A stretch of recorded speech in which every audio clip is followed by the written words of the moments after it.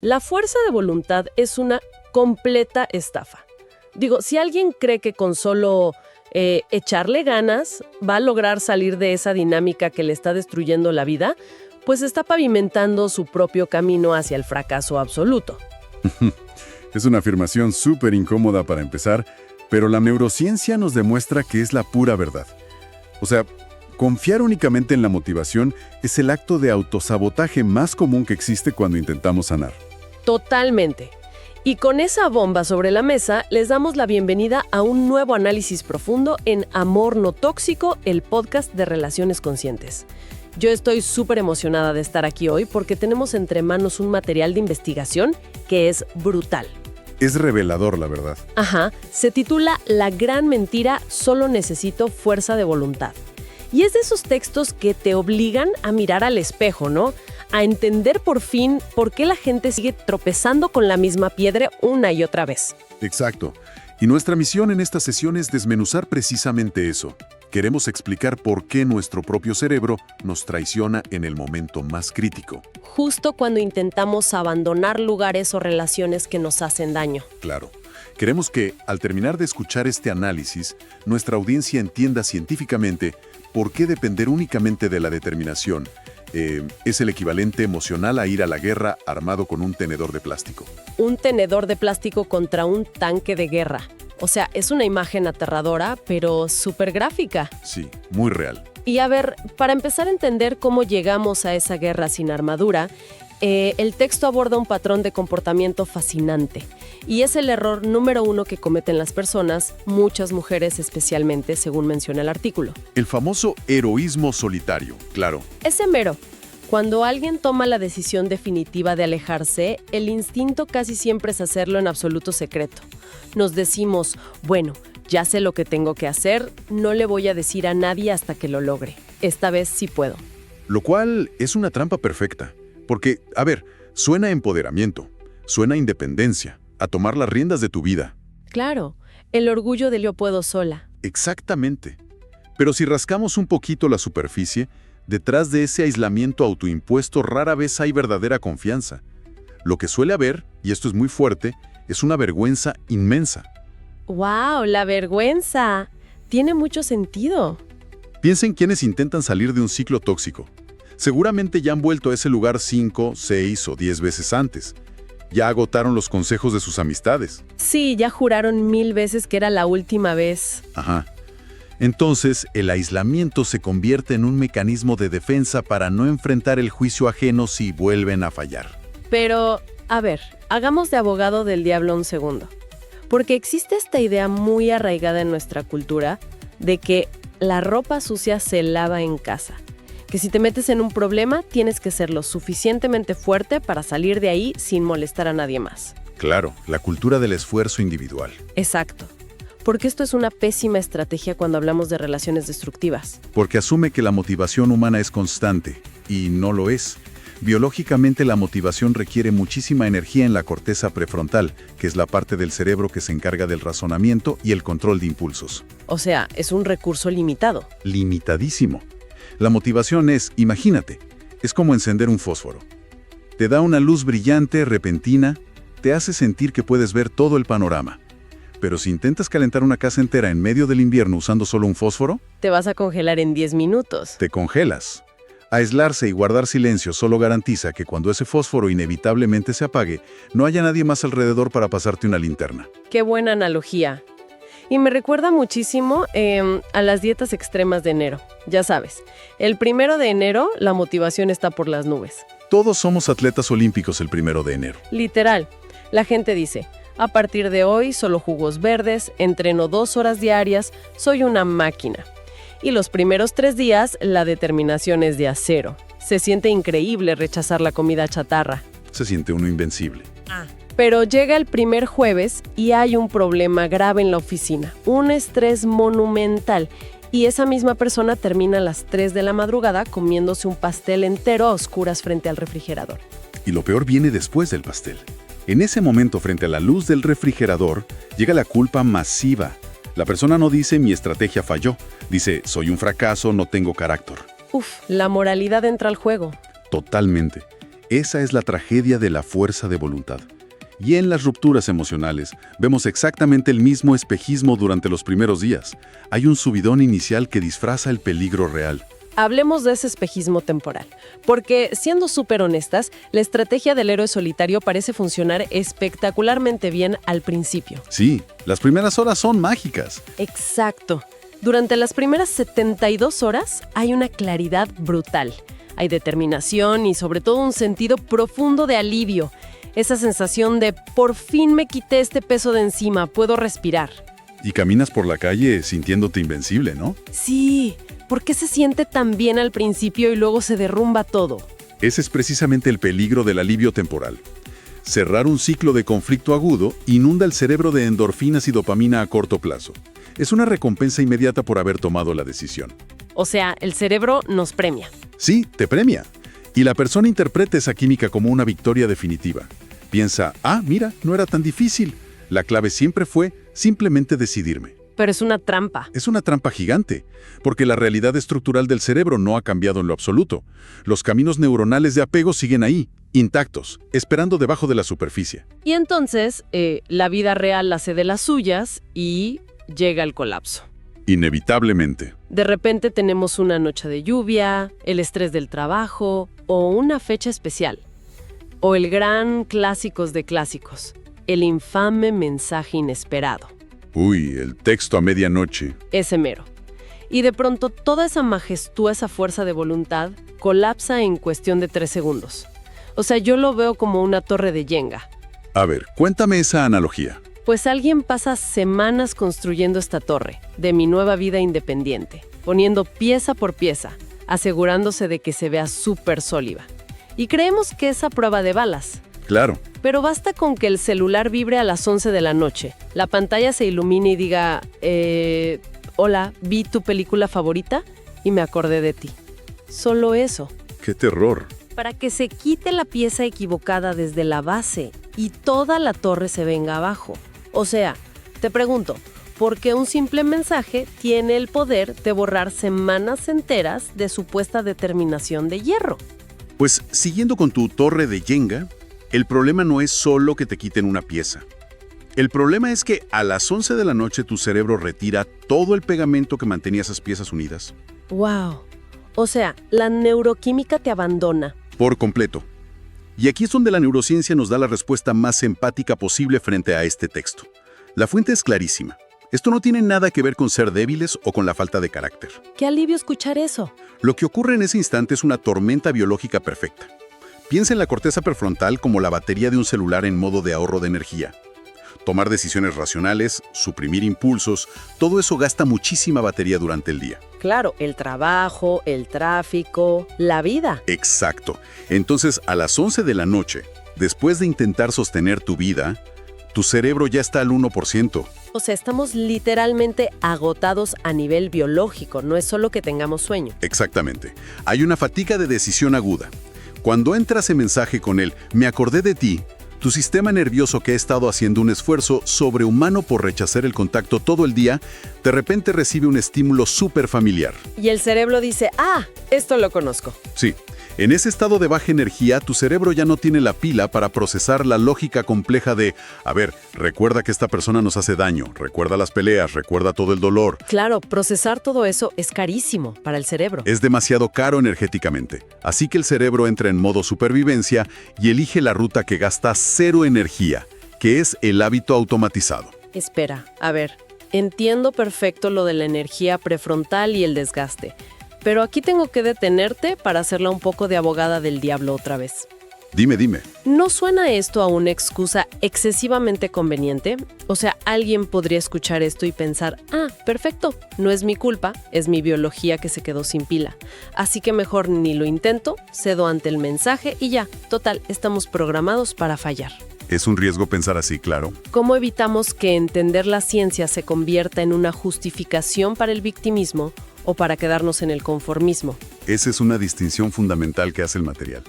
Entender nuestra biología no nos exime de la responsabilidad de cambiar, pero sí nos quita la pesada etiqueta de la culpa moral. Nos quita el soy una mala persona. Exacto. No es una excusa, es tener un mapa de tu propio campo de minas. Si ya sabes dónde están las minas, es tu responsabilidad absoluta no caminar por ahí a ciegas. Claro, si sabes que a las 11 de la noche vas a fallar, no te pongas en esa situación. Y la principal mina evolutiva que tenemos, y esto es clave, es que nuestro cerebro primitivo prefiere el dolor conocido a la incertidumbre desconocida. Uf, esa frase está pesadísima. Me estás diciendo que el cerebro humano, que es, o sea, la máquina más avanzada de la naturaleza, prefiera activamente sentir dolor. Suena totalmente contraintuitivo. Suena a locura en nuestra época moderna, sí, pero si retrocedemos miles de años, tiene todo el sentido evolutivo. Para un cerebro primitivo, lo predecible es sinónimo de estar a salvo. O sea, si conozco al depredador, sé cómo esconderme. Exacto. Si un patrón es familiar, el cerebro ya sabe cómo sobrevivir a él, incluso si duele. Pensemos en una relación tóxica. Es un entorno adverso pero conocido. Claro, sabemos cuándo vienen los gritos, sabemos cómo va a ser la reconciliación, medimos los tiempos de la dinámica. Todo está mapeado. En cambio, estar en soledad absoluta, romper el patrón de golpe y enfrentar un futuro que no conoces genera una alerta roja profunda en la amígdala. El cerebro entra en pánico. Escanea la incertidumbre y dice, a ver, no sabemos qué hay en esta nueva vida. Podría haber amenazas mortales, podríamos no sobrevivir estando solos. ¡Wow! Así que, ante el estrés del mensaje a medianoche, el cerebro da un volantazo brusco hacia la ruta conocida, porque asocia esa familiaridad de la relación pasada con mantenerse con vida. Es súper difícil de procesar esto, ¿eh? Básicamente nos estás diciendo que estamos peleando contra miles de años de evolución. Tal cual. O sea, no es que de verdad queramos volver a esa situación espantosa, es que nuestro sistema operativo primitivo cree que hay un león acechando allá afuera en la soltería y prefiere regresar a la cueva. Aunque la cueva esté en llamas. Exacto, aunque se esté quemando, solo porque sabe exactamente en qué rincón quema menos el fuego. Qué gran forma de ponerlo. Esa es la paradoja del trauma y el apego en el siglo XXI. Seguimos operando con un hardware prehistórico en situaciones emocionales modernas. ¡Qué fuerte! El texto menciona una analogía literal muy buena. Intentar romper un patrón de años profundamente arraigado, armado únicamente con la determinación del momento, es como intentar construir una casa desde cero usando únicamente las manos desnudas. Sí, es una analogía brutal. Imagina estar frente a un terreno vacío, lloviendo a cántaros, diciendo, hoy voy a construir una mansión maravillosa. Ajá, pero no trajiste herramientas. Exacto. No trajiste martillos, ni clavos, ni cemento. Solo tienes tu fuerza de voluntad y unas ganas tremendas de vivir en una casa. Te vas a romper las uñas escarbando, vas a sudar sangre, te vas a frustrar y al final del día vas a seguir durmiendo a la intemperie. Y lo peor de todo, como decíamos antes, te vas a culpar a ti misma por no haber podido levantar muros de ladrillo a puño limpio. Y claro, el mundo exterior tampoco ayuda para nada. Nada, al contrario. Porque romantizamos muchísimo la intención. O sea, vendemos esta idea de que un día, pues simplemente te das cuenta de tu valor, te llenas de amor propio y ese amor propio mágicamente crea un campo de fuerza inquebrantable alrededor tuyo. Ojalá fuera así de fácil. El amor propio es crucial, sí, pero no detiene un secuestro de la amígdala cerebral a las 11 de la noche cuando la pila está al 1%. Entonces, si la pura intención nunca va a ser suficiente, si ya sabemos que nuestra biología nos va a tender emboscadas sistemáticamente cuando estemos agotados y que no venimos con las herramientas correctas de fábrica, a ver, ¿cuál es el maldito antídoto? Vamos a eso. ¿Qué es lo que verdaderamente tenemos que construir en ese terreno vacío? Pues mira, el antídoto carece de todo glamour. No suena romántico, pero es la herramienta más efectiva que existe y se llama protocolo. Protocolo. Sí. Cuando la motivación desaparece, y te garantizo que va a desaparecer, lo único que te mantiene a flote es una estructura preestablecida, un sistema externo a tu propia mente que intervenga de forma mecánica sin depender en absoluto de cómo te sientas en ese instante de crisis. A ver, aterricemos esto un poco, porque la palabra protocolo nos suena a un manual de seguridad de una aerolínea o a la sala de emergencias de un hospital. No suena a cómo superar una ruptura. Bueno, es que salir de un ciclo destructivo es una emergencia para tu sistema nervioso. Tienes que tratarlo como tal. Ah, claro. Y la magia de un protocolo de emergencia es que elimina la toma de decisiones por completo. Piénsalo. Cuando empieza a sonar la alarma de incendios en un edificio, nadie se sienta en su escritorio a evaluar si siente la motivación interior para evacuar. Te levantas y corres. Nadie debate si hoy tiene la fuerza de voluntad para bajar las escaleras. Ya hay un sistema. Suena la alarma, te levantas, Usas las escaleras y no el elevador y sales. Las instrucciones se redactaron cuando no había fuego, para que no tengas que pensar cuando el humo te tapa la vista. Oye, me parece brillante esa forma de verlo. Básicamente, estamos trasladando la carga de la decisión desde nuestra mente agotada de la noche hacia unas reglas inquebrantables que creamos a plena luz del día. Exactamente. Pero me encantaría que nos dieras ejemplos tangibles, o sea, cómo se ve un buen protocolo en la vida real para estos casos. Porque decir, voy a intentar no contestarle si me escribe, pues claramente no es un protocolo, es solo un buen deseo. Excelente punto. Un buen deseo depende de que elijas hacerlo en el momento. Un protocolo elimina la elección. Pensemos en categorías. Un protocolo digital, por ejemplo, no es intentaré no ver su perfil. Ajá, ¿qué sería entonces? Un protocolo digital es instalar un bloqueador de aplicaciones en el teléfono y darle la contraseña a una amistad de confianza. ¡Wow! Bloqueo físico. Exacto. Otro ejemplo. En lugar de preguntarnos a medianoche si tenemos la fuerza para no responder un mensaje, el protocolo dicta que el teléfono se apaga físicamente a las 10 de la noche y se guarda en un cajón en la cocina en otra habitación. Cuando llegue tu momento de vulnerabilidad, el obstáculo físico te frena.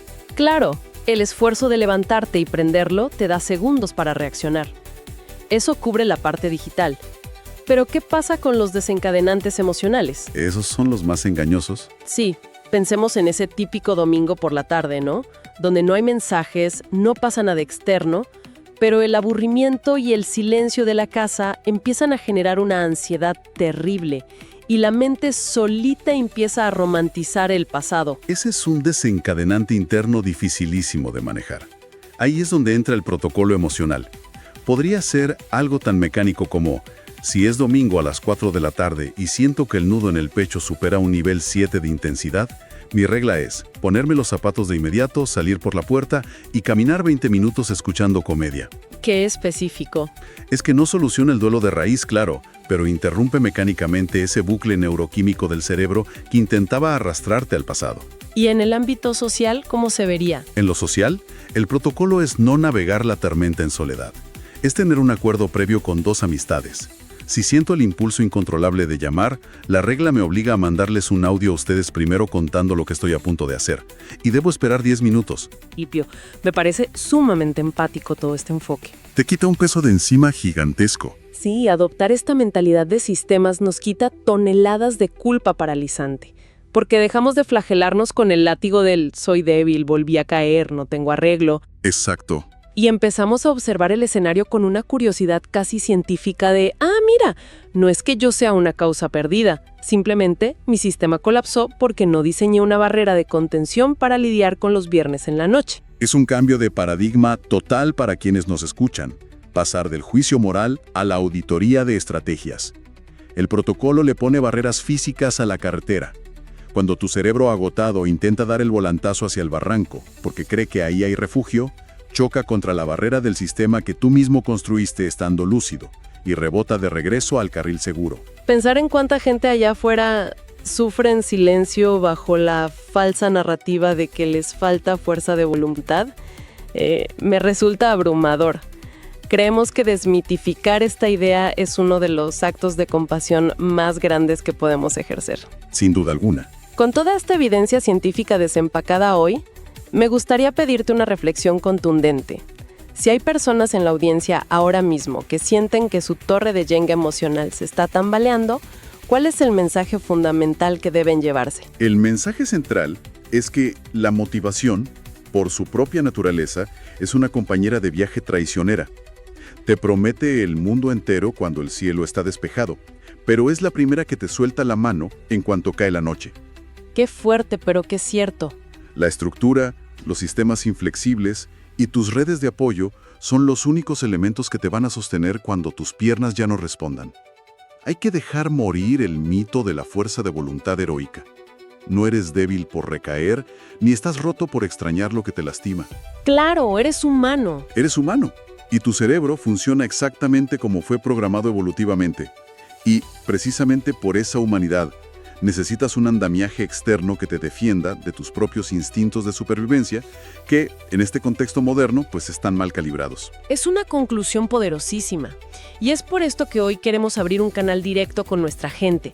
A quienes nos escuchan en este instante, ¿cuántos de nosotros hemos caído en la trampa de creer que esta vez echarle ganas iba a ser suficiente? Yo creo que todos en algún momento. Sí, quienes hemos jurado con lágrimas en los ojos que nuestra voluntad de hierro nos iba a proteger para luego darnos de bruces contra la realidad por culpa de una simple notificación en la pantalla.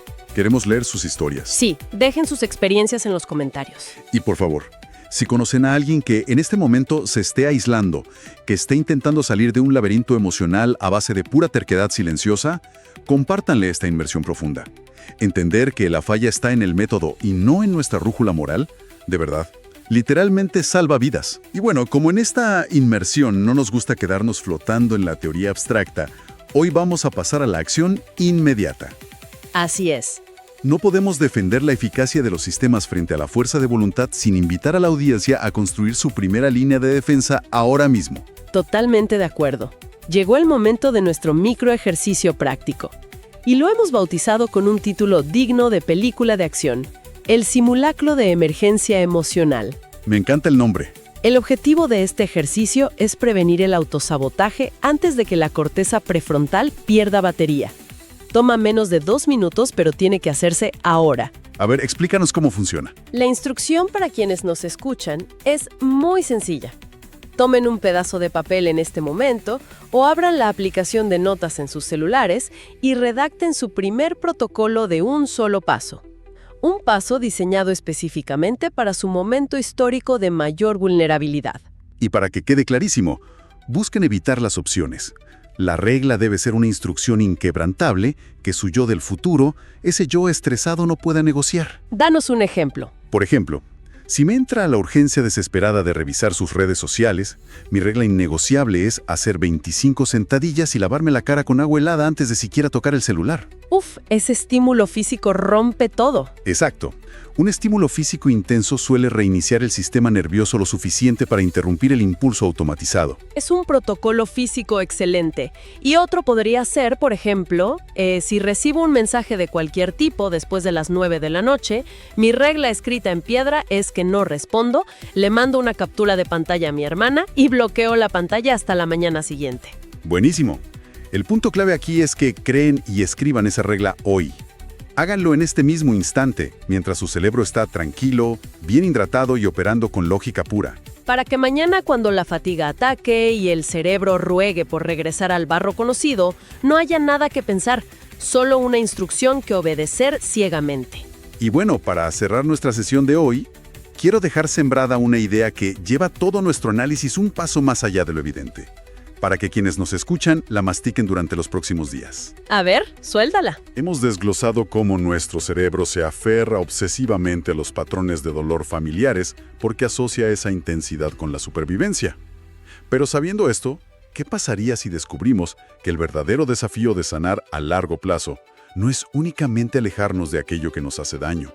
Entonces, ¿cuál es? ¿Qué tal si la verdadera batalla final es entrenar, con muchísima paciencia y sistemas, a ese cerebro adicto al caos para que deje de interpretar la paz, el respeto y la estabilidad emocional como algo aburridísimo o como una amenaza silenciosa? ¡Wow! Eso te vuela la cabeza. Esa perspectiva cambia las reglas de todo el juego por completo. Definitivamente nos deja pensando. Y bueno, con esto cerramos. Nos vemos en nuestra próxima inmersión profunda.